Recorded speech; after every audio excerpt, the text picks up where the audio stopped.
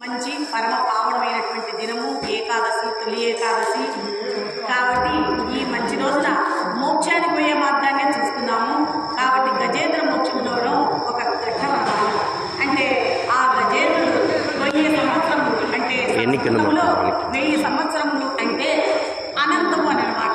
అంటే మనం కూడా సంసారంలో ఎప్పుడు పుట్టడము, మళ్ళీ గిట్టడము, పుట్టడము, సంసారం చేయడము, మళ్ళీ గిట్టడము, ఇట్లా జరుగుతూ ఉంది కదా కాలచక్రం. కాబట్టి ఈ గజేంద్రుడు కూడా పోరాడి పోరాడి ఎంతో అలసిపోయి ఆ భగవంతుణ్ణి ఈ విధంగా వేడుకున్నాడు.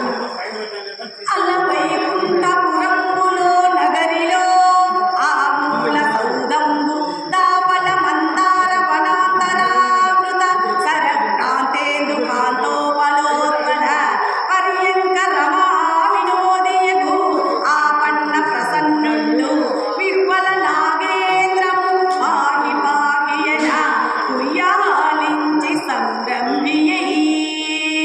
ఈ గజేంద్రుడు పాకి పాకి స్వామి శరణం అని వేడుకుంటానే ఎంతో ఉత్సాహంతో ఈ విధంగా వస్తూ ఉన్నారట శ్రీ మహావిష్ణువు.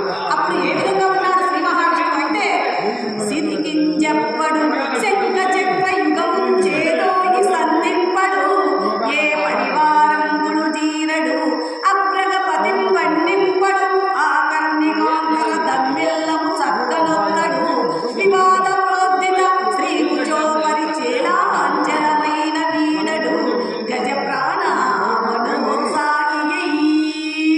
అప్పుడు ఆ వైకుంఠపురంలో ఎంతో అందంగా ఉందంట వైకుంఠపురము. మందారాలు, అమృతం లాంటి నీళ్లు కలిగిన సరస్సులు గల ఆ వైకుంఠపురములో ఆ శ్రీ మహాలక్ష్మీ దేవితో మాట్లాడుతూ ఆ మహాలక్ష్మీదేవి యొక్క చిరుగు ఆ శ్రీ మహావిష్ణువు యొక్క చేతిలో ఉండట.